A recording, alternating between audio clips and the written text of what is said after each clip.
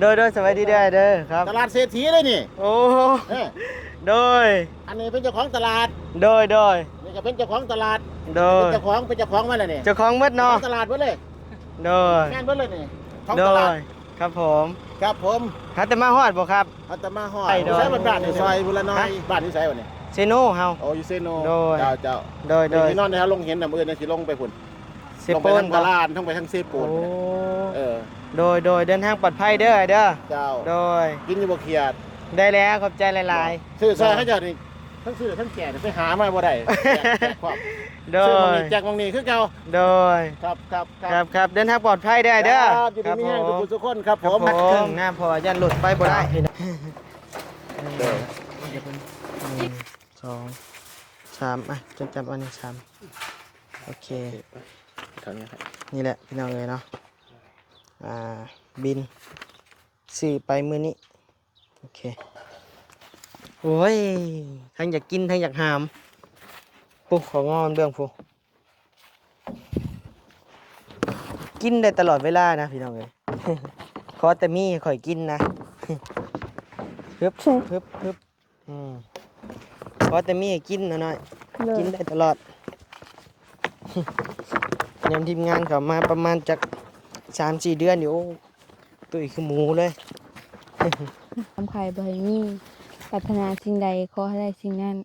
ทรงความมุ่งมั่นปรารถนาอย่าเจ็บอย่าจนร่ำรวยๆสาธุ สาธุแน่เป็นเลยเด็กป่านี้อย่าลืมเด้อมามื้ออื่นเด้อได้ยิน เป็ บ่ นอื่นบ่เป็น สั่งว่าเอาแท้ บ่เป็นเบิ่ง บ่ตั้งใจเอา บ่ ว่าซำนี้แหละยินบ่ตั้งใจเด้อ เออ โดยเอาพี่น้องเงิน ไปต้มกาแฟเนาะมาหมดของมูเมื่อย โดย เอ้าอีละ ต้องบ่บุญ เนาะ บ่บุญใจบุญสม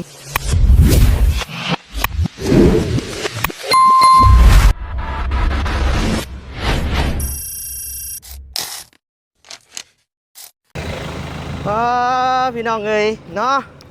สวัสดีเด้อลุงแม็กเด้อ สบายดี โดยสวัสดีเด้อเด้อครับ ตลาดเศรษฐีเลยนี่ โอ้ เออ โดย อันนี้เป็นเจ้าของตลาด โดย นี่ก็เป็นเจ้าของตลาด โดย เป็นเจ้าของมาแล้วนี่ เจ้าของเมด เจ้า เนาะ ของตลาดเบิดเลย โดย แม่นเบิดเลยนี่ของ โด ตลาด ยครับผม ครับผม ฮัตแต่มาฮอดบ่ครับ อัตมาฮอด โอ้ ซื้อซอยบุรน้อย ครับผม ครับผม บอลี่อยู่ข้างในนี่ครับบอลี่ บอลลี่ โดยชื่อเพิ่นอยู่บ่ เจ้าเขาไปเฮ็ดยัง เฮากับเป็นสะพานบุญคือกัน บ่เฮ็ดยังอยู่ข้างในอ่ะ อ่ากำลังตั้งเสาเฮือน บ่ โดย เอาผู้ใดบ่มีเงินมีชาติเด้อติดต่อเราเฮ็ดให้ฟรี สร้างว่าเอาแท้ ผู้ใดบ่นี่หลังนี่เฮ็ดให้เรานี่นี่ โอ้ นี่ กะพังเบิง นี่ฟังเบิ่งนี่สภาพเรานี่เฮือนเรานี่ โดย เอาอยู่บ่เฮือนใหม่ติดต่อผู้บ่าวรอ สิมีเงินสร้างให้อยู่บ่ล่ะครับ ๆลุงบ่ได้เฮ็ดลุงบ่ได้เฮ็ดเฮือนลุงบ่มีเงินเพิ่นนี่จังมีเงินเด้อ บ่มีคือกัน ฮะ บ่มีคือกันบ่ทอลุงแม็กดอกเนาะพี่น้องเอ้ย กัน โดย เป็นสายบุญเขาเจ้าก็ โดย เอาไปช่วยเหลือเบาลี่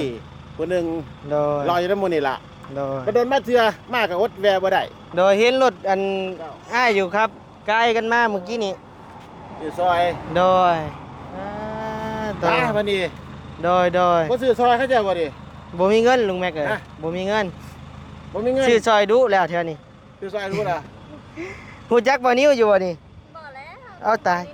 ไปก่อนซะ เจ้า ไปก่อนซะนะ อยู่ดีมีงาน โดย อยู่มีแห้งล่ะ โดยส่งมาลำรวยโด อยู่ ย ไสบ้านนี่ใช่บ่นี่ ฮะ บ้านนี่ไสบ่นี่ เซโนเฮา โอ้อยู่เซโน โดย เจ้า โดย ที่นอนในเฮาลงเห็นน่ะมื้อนี้สิลงไปพุ่น เซ ลง โป ไป น ทางพารานทั้งไปทางเซโป โอ้ นพุ่นน่ะเออ โดยเดินทางปลอดภัยเด้อเด้อ เจ้า โดย กินอยู่บ่เครียด ได้แล้วขอบใจหลาย ซื้อซอยเขาเจ้านี่ทั้งซื้อทั้งแก่ไปหามาบ่ได้แจกความ ๆโด ซื้อมง ย นี้แจกมงนี้คือเก่า โดย ครับ เดินทางปลอดภัยได้เด้อ ครับอยู่ดีมีแห้งทุกคนครับ ครั ผ บ ม ผมพี่น้องเอ้ยเนาะ กี้นี่ก็เจอเบาไอแม็กนะพี่น้องเนาะไอหลอดตลาดตะลี่แหละพี่น้องเอ้ยเนาะก็ว่าเป็นครั้งแรกของบานิวมือยังสั่นอยู่กี้นี่พี่น้องเอ้ยว่าหยังก็บ่ค่อยถือปานใดพี่น้องเอ้ยเนาะเพราะแล้วครั้งแรกพี่น้องเอ้ยแต่ว่าอ้ายเพิ่นนี่เรื่องกันกับบาลีอยู่เนาะเพิ่นเคยโอ้ลมกันอยู่เนาะพี่น้องเนาะก็โอ้ยเป็นบุญตาบานิวเลยแหละพี่น้องเอ้ยเนาะเห็นเพิ่นโตจริงเนาะพี่น้องเนาะ เพิ่นก็เป็นยูทูบเบอร์ซื้อซอยแหละพี่น้องเอ้ยพี่น้องก็จะฮู้ดีเนาะเป็นยูทูบเบอร์ที่ว่าดังแห้งและเพิ่นมาว่าไงเพิ่นมาสดซอยในเมืองลาวเฮาเนาะพี่น้องเนาะเพิ่นเพิ่นก็เป็นคนไทยเป็นคนจังหวัดหยังลืมล่ะบัดนี้ก็ติดตามเพิ่นอยู่ติดตามเฮิงแหละพี่น้องเอ้ยแต่ว่าบ่มีโอกาสได้พ่อหน้าพ่อตาน้ำอ้ายเพิ่นจักเทื่อพี่น้องเอ้ยมามื้อนี้ก็พอบุญบ่นิ้วหลายพี่น้องเอ้ยเนาะที่ว่ามาพ่อกับเราเนาะพี่น้องเอ้ยไอ้แม็กพี่น้องเอ้ยเนาะซื้อซอย ใส่ถุงบ่ประมาณนี้แหละพี่น้องเอ้ย เบิ่งคลิปเราอยู่พี่น้องเอ้ยเนาะเราก็ถือว่าโอ้ยเนาะพี่น้องเนาะยังไงก็ยาพี่น้องเอ้ยเนาะก็มาบัดนี้สิออกไปซื้อท่อให้น้องน้อยก่อนท่อใส่ห้องน้ำมาแล้วพี่น้องเอ้ยเนาะท่อใส่ห้องน้ำซื้อของงอแล้วก็ซื้อของงอแล้วก็ซื้อท่อตรงงูใหญ่แล้วก็ท่องูน้อย3 นิ้วนี่บ่พี่น้องเอ้ย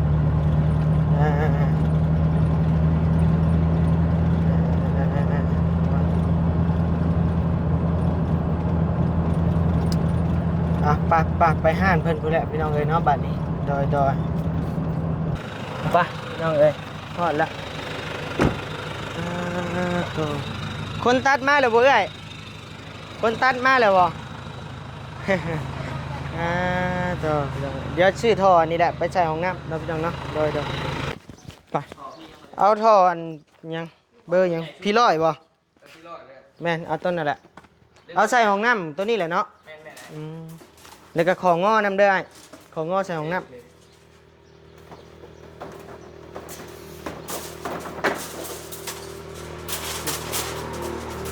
พอตัดครึ่งนะพอยันหลุดไปบ่ได้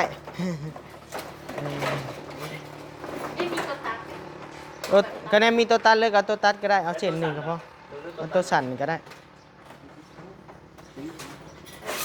เพราะว่ามันใช่โบราณดอกโดย แม่นห้องน้ำกับแช่งมันติดกันอยู่เจ้าจะไปย้ายไปนาเอื้องบ่ฮะที่ไปบ้านนาเอื้องบ่บ่บ้านหน้าแผงนี่นะวันอ้ายผู้นึงคือเราด้วยมีไปนาเอื้อง หน้าเอื้องบ่ที่แม่ที่ขาวเลย โอ้บ้านหน้าเอื้องบ่พลาดทางเบิ่งนี่บ่เลยเราบอกกายครัวไปอีกโดนขามไปอีกเลยโอ้มันเรามีมาถามราคาเขื่อนโอ้มันมีหลายบ่อนอยู่เหมือนทับไป เอาขึ้นรถเพิ่นเลย2อย่างนี่บ่อะไรกาเส้นน้อยน้ำเนี่ยเอาโตซัมนี่น้ำเนี่ยนะ2 เซนท่อระบาย2 เซนนี่อยู่บ่แล้วก็ถอดตัวอันนี้นะเบอร์นี่ปี35เดี๋ยวทั้งหน้าเจ้านี่ก็แม่นบ่ตัวนั้นแหละบ่น้อยพุ่นน่ะ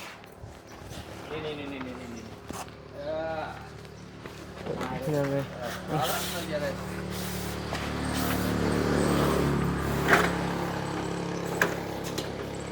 โอเคยาพอดไปจังเนาะหักได้อยู่ดอกมัดเอา เบิดไว้อันนั้นเส้นหนึ่งแล้วเอาตัวน้อยป่ะนี่P18 2 เซนก็ได้ท่อระบายมันพี่น้องเลยตัวนี้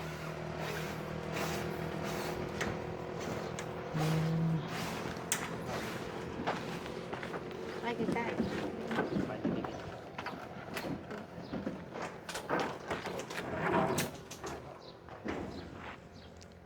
สังกะสีนี่เจ้าขายเนี่ยได้เอ่ยจะพุดเนาะบัดนี้ห้องน้ำนะ2 เมตรคูณ2 เมตร50นะเอาอันนั้นรถเอา8 ฟุต2 เมตร40เอา9 ฟุตเอา9 ฟุตบ่ที่เจ้าต้องเหลื่อมน้ำตี้แม่นเหลื่อมน้ำ9 ฟุตเลยมัน2 เมตร70เลยแผ่นเท่าใดข้างในมาเอาเองแหละ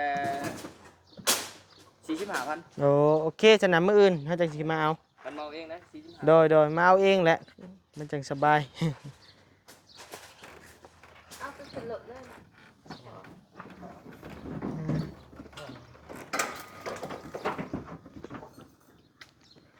ของงอเอาเลยบ่ เอาแล้ว อันนึงเนาะเพิ่นใช้เนาะ แม่นอันหนึ่ง โดยรวมราคาเฮาเนี่ยได้เท่าไหร่เฮ็ดบินเลยก็ได้ ก็ตัวนี้แสนสี่ก็50 สุดพี่น้องเอ้ยเดี๋ยวถ่ายจ่ายเงินก่อนเนาะอืม แยกเด้ปี18 25,000ปี35 40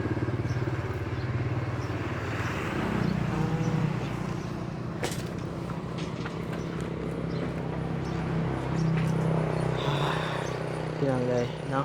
เสาเฮือนก็เฮ็ดเนาะเออโดยพร้อมตั้งแล้วก็มีรถยกก็มีบ่โอ้ รถแห่ซ้ายรถใหญ่ก็มี สมมุติเจ้าหับอันยกเสานี่เท่าใด ต้นละแสน ต้นละแสน แม่น เพราะว่ามีอยู่อันนี้อยู่บ้านอันทั้งหน้าแผกนี่นะ โดย สั่งเสามาแล้วเลยจะยกขึ้นนะ ต้นละแสน อืมโอเคแล้วเดี๋ยวเราปรึกษากับอ้ายเพิ่นก่อน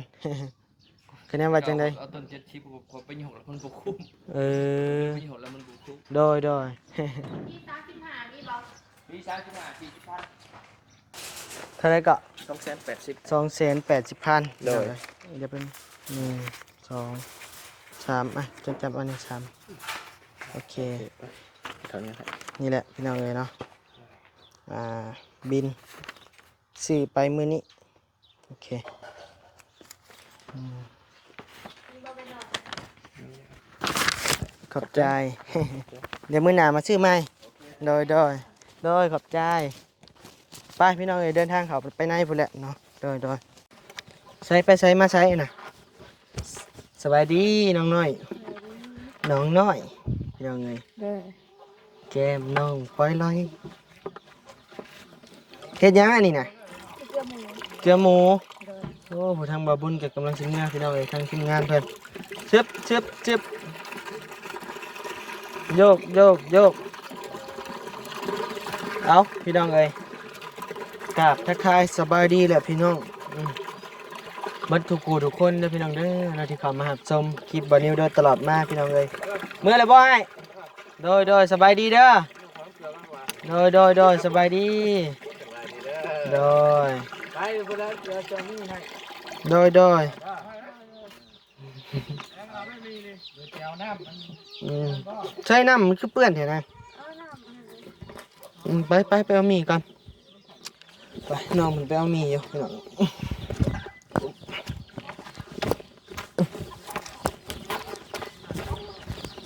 อึ๊บหมูหิวข่าวไก่หิวข่าวเลยพวก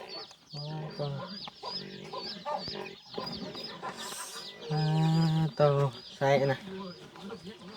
คือมวนคือมันแท้เนาะพี่น้องเอ้ยโอ้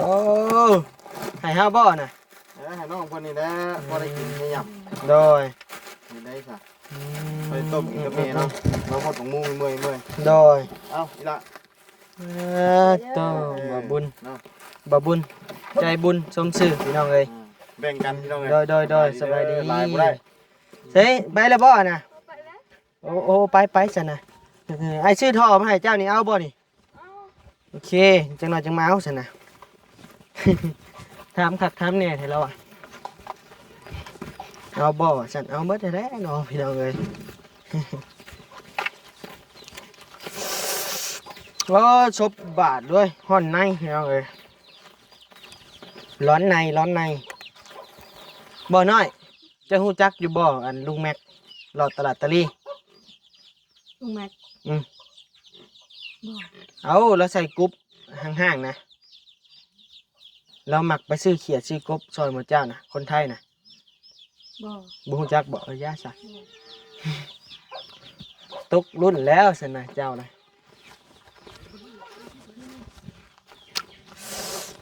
ห้ามบอกนะเท่านี้เกลือหมูนะ มันคือหลายคือน้ำหลายกว่า โอ้โหได้มันจิตุ้ยสิมี บ่ มันก็ตุ้ยละ บ่ใช้เห็ดสวนเห็ดไห่คือบ่ใส่เกลือโบก มาก็มาแต่ฮดลืม บ่ได้ใส่เลยยามไปก้านมันได้เอาจังใส่เนาะ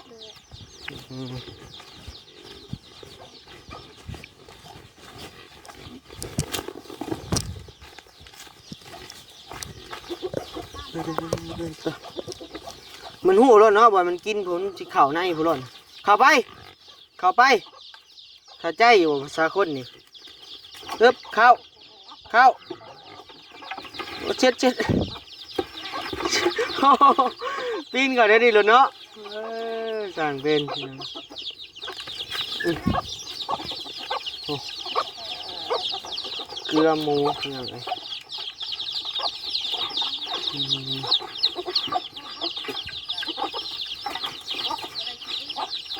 เดี๋ยวเลยมันกินหมดเลยจังเกลือใส่อีกบ่โอ้หมูไก่ตีกัน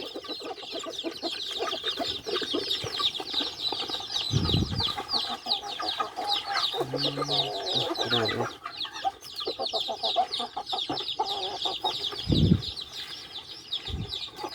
มีไผมาหาหน่อยๆมื้อนี้เอานี่แม่เนี่ย บ่าวบุญบ่ ดอย แล้วก็ข้าวบ่าวเหย้าบ่าวตูน อืม แล้วพันไส้แล้วบ่าวต้าแล้วก็บ่าวเวี สุ ย กแล้วบ่แม่ไปแม่ไปอันช่วยข้าวไปซอยแม่เฮ็ดเวียกเฮ็ดงานเดี๋ยวไงแบ่งเบาภาระกันเนาะพี่น้องเนาะอืม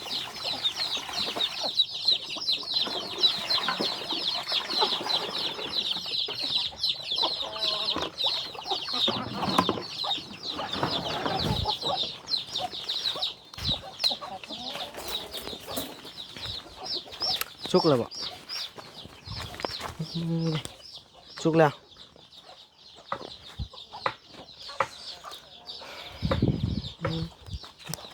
มื้อนี้อยู่กบหน้ากบตาเนาะแม่ก็อยู่สบายดีเด้อแม่เด้อสบายดีโดยไปเบิ่งน้องน้อยเพิ่นช่วยเข้าก่อน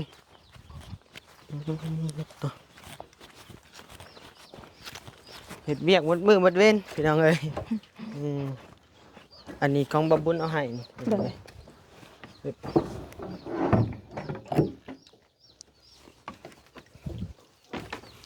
ฮู้บ่น้อยมีบุญอยู่นอกนี่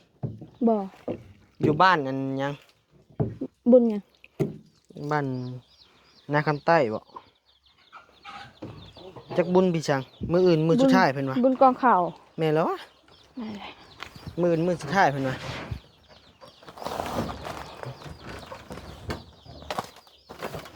กระสอบคือบ่เปลี่ยนใหม่น้อย จักอันใหม่จังไปหั่นแหละ ใส่แล้วเนี่ยจะเคยใส่เนี่ย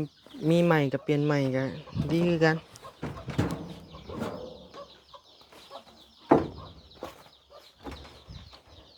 พอมันเก่าแล้วพี่น้องเอ้ยนี่ เพิ่น เท่านี้เป็นข่าวของเจ้านะ เลย เมิดบ่มากิน บ่ บ่เมิดบ่ เลย เออเงินอ้ายนี่บ่พอซ้ำนี่ บ่เบิดซั่น โดย หนึ่งไหลมันแล้วใช่ไหม โดยเสียได้เนาะวันนี้มันเรือเนาะ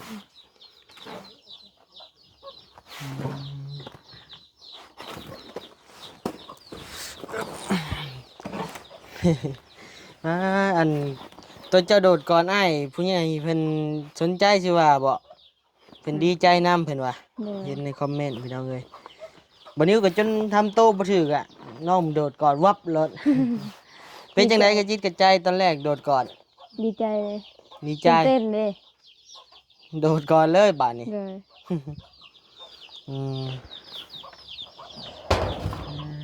วันนี้จนสตันไปหน้อยหนึงพี่น้องเอ้ย คือว่าแหละความดีใจเนาะพี่น้องเนาะมันบ่ติภัยแล้วแนมบานิวนี่โอ้ได้สำนี้กับปะปีนกุกใหม่พู้นแหล้ว เออคิดบ่ว่าอ้ายสิไผอันฮู้อยู่แม่นบ่มันต้องมีหยังอยู่แล้วแม่นบ่ แม่น แต่คิดบ่มันสิได้หลายปานนั้น บ่ คิดว่าประมาณเท่าใด ประมาณล้าน อืมมาวันนี้เราสะพายเนาะ เลย บัดนี้ฮู้แล้วแหละว่าน้องเพิ่นนี่จะฮู้อันเฮาถึกอันเฮาสะพายเพิ่นหลายแล้วนะพี่น้องเอ้ย เดี๋ยว ฮู้แหละว่าการสะพายมันเป็นใดๆเพิ่นอาจจะมองเห็นแล้วแหละบัดนี้คิดว่าเนาะโอ้มันคือล้านน้อย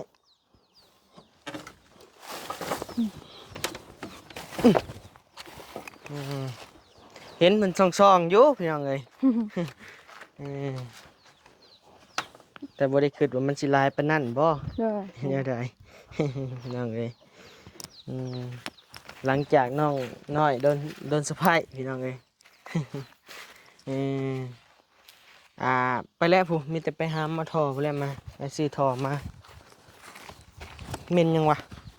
ขี้หมู ขี้หมูป่ะอืมเงียบอิ่มซิมพี่น้องเอ้ยบาทนี้เนาะเพราะว่าทางทีมงานก็ออกไปหลายคนแล้วอืม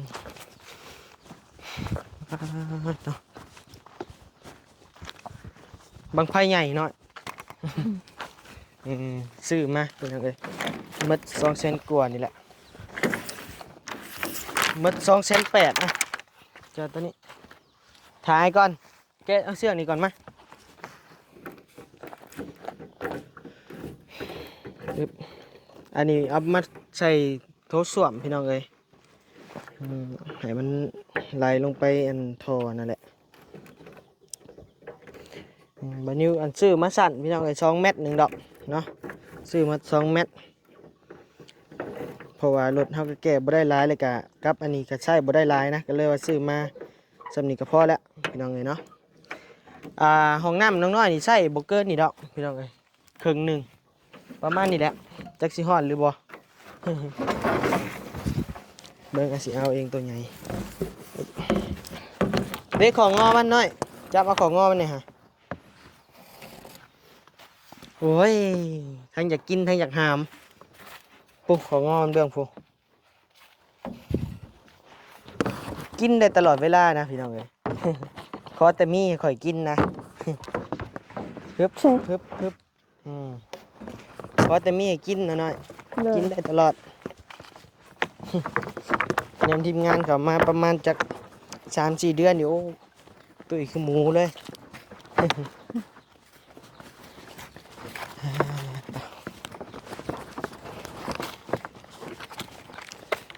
ทางพ่อสร้างก็กำลังยกเฮือนน้องน้องอีอยู่พี่น้องเอ้ยเนาะเดี๋ยวเป็นแล้วพุ่นแหละเพิ่นจะสิมาดำเนินการเงินน้องน้อยพี่น้องเอ้ย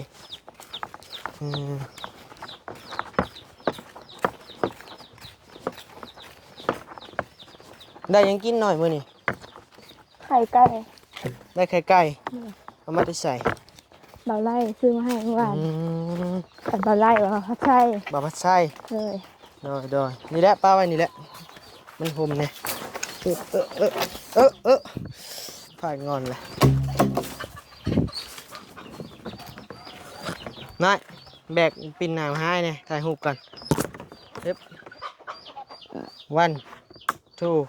3โอเคพี่น้องเอ้ยมาพี่บัตรนี่เดี๋ยวมาขอบคุณเพิ่นก่อนเนาะ เลย มันนั่งนี่ก็ได้นี่บอลซื้อมาให้บอลทอนรอดมาบริตัดบริต่ออีกคลิปบันนี้พี่น้องเอ้ยเรียวๆเลย นั่งลงอยากเข่าเลยสั่นเลยพี่น้องเอ้ยได้ยินว่าเสียงทองไอ้เฮา ขอบมุกขอบใจเพิ่นผู้ใหญ่ใจดีทุกท่านนั่นแหละที่เพิ่นสมทบทุนเข้ามาเนาะ เลย เพราะว่าไอ้ก็เอาเงินที่สมทบเขาแหละเนาะหลายคนรวมเข้ากันพี่น้องเอ้ยเอานมมือขึ้นขอบมุกขอบใจเพิ่นคือเก่า ขอบคุญขอบคุณผู้ใหญ่ใจดี ที่พาเงินมาให้น้องน้อยสมทบเห็นห้องน้ำก็ขอให้เพิ่นอยู่ดีมีแห้งความเจ็บใช้ได้ความไข่บ่ให้มีปรารถนาสิ่งใดขอให้ได้สิ่งนั้นทรงความมุ่งมั่นปรารถนาอย่าเจ็บอย่าจนร่ำรวยๆสาธุ สาธุเนี่ยเป็นเลยเด้บาดนี้อย่าลืมเด้อมามื้ออื่นเด้อได้ บ่ ยิน เป็ บ่ นบ่อื่นบ่เป็น สร้างว่าวแท้ บ่เป็นบ่อื่น บ่ตั้งใจเอา บ่ ว่าซำนี้แหละยินบ่ตั้งใจเด้อ เลย เอาพี่น้องเอ้ยเนาะเดี๋ยวรอเบิ่งรอชมมื้อใดสิทำห้องน้ำห้องในนะพี่น้องเนาะแต่ในขณะนี้ก็อุปกรณ์เกือบว่าครบแล้วพี่น้องเอ้ยเนาะงบนั่นนี่ก็บ่นิ้วคิดว่าครบแล้วเพราะว่าอยู่นำบ่นิ้วก็มีหลายเติบพี่น้องเอ้ยเดี๋ยวมื้ออื่นจะสิสรุปให้พี่น้องเบิ่งว่างบกับบ่นิ้วมีเท่าใดนะพี่น้องเนาะมื้อนี้บ่นิ้วยังบ่ได้นับรวมกันอยู่เนาะ โอเคน้อยๆเนาะเดี๋ยวอ้ายก็สิกลับป้านก่อนบัดนี้อยู่ดีมีแฮงเด้อ โดย ร่ำรวยร่ำรวย โดย สู้ๆต่อไปพี่น้องเอ้ยเอาเนาะสำหรับคลิปนี้บัดนี้ก็สิได้ลำลาพระจากพ่อแม่พี่น้องเพียงสำนี้แหละเด้อพี่น้องเด้อเนาะค่อยคำลงแรงแล้วเดี๋ยวบัดนี้สิเดินทางขึ้นไปหาน้องสายฟ้าก่อนไปซื้ออาหารกันกินไปเยี่ยมเพิ่นก่อนไปกินข้าวกินน้ำน้ำเพิ่นก่อนพี่น้องเอ้ยเนาะเห็นน้องบุญทวีคิดฮอดเดี๋ยวสิไปเยี่ยมก่อนนะพี่น้องเนาะทำบัดนี้ก็คิดฮอดคือกัน จักเป็นจังใดอยู่จังใดแหละพี่น้องเอ้ยน้องสายฟ้าก็ได้อืมโอเคน้อยๆเนาะเดี๋ยวไปก่อนบล็อกบะยาวซื้อมานี่150ก้อนเนาะ โดย อืมโอเคพี่น้องเอ้ยก็น่าจะพอแล้วล่ะฉะนั้นบ่พอเล็กๆน้อยๆจังเอาไปซื้อตำลังเนาะพี่น้องเนาะก็ส่วนสังกะสีเนาะเอาเว่าอีกก่อนพี่น้องเอ้ยน้อยหนึง ส่วนสังกะสีนี่บัดนิวสิซื้อเด้อพี่น้องเด้อเนาะกับไม้บัดนิวสิซื้อเพราะว่างบน้ำบัดนิวหลายกว่าหมู่หั้นนะเดี๋ยวบัดนิวสิไปมื้ออื่นกันว่าบ่นั้นก็สิซื้อสังกะสีเข้ามาเลยสิใส่จากแผ่นเดี๋ยวทำผู้สร้างก่อนเด้อพี่น้องเนาะเดี๋ยวเขับไปทำผู้สร้างก่อนต้องได้ใส่จากแผ่นหั้นนะใส่กับตัว9 ฟุตบ่อ้ายเพิ่นว่าเนาะตัว9 ฟุตพอดีมันมีการสานออกมาเลยในนี่ออกมาก็พอดีเลยว่าสั่นเราก็ต้องถามผู้สร้างก่อนเนาะพี่น้องเนาะต้องปรึกษาผู้สร้างก่อนจังไดก็ได้เนาะพี่น้องเนาะโอเคพี่น้องเอ้ยอยากนอนบ่เฮ้ย บ่ จะพอมีเงินใช้อยู่บ่ มีอยู่ มีอยู่บ่ โดย มีเท่าใด 200,000 200,000โอเคซั่นนะอย่าว่าบ่มีเงินใช้แหละเอาน้ำอ้ายก่อน มีอยู่ก็ได้ใช้เล็กๆน้อย โดยก็คือว่าแล้วบ่ใช้หยังดอกเนาะมีแต่บัตรเติมเงินพี่น้องเอ้ยเป็นกระเพาะไปยังนี่บ่กินข้าวไปยัง ๆบ่ อิ่ม หมดเลย 1 ชั้น 2 ชั้น 3 ชั้น บ่ เออเอาโอเคพี่น้องเอ้ยเนาะเดี๋ยวพอกันใหม่ในคลิปหน้าเด้อพี่น้องเด้อเนาะสบายดีเด้อสวัสดีโดยอยู่ดีไม่แห้งพี่น้องเอ้ยไปบรรยากาศรอบค่อยคำลงแรงพี่น้องเอ้ยเนาะโดย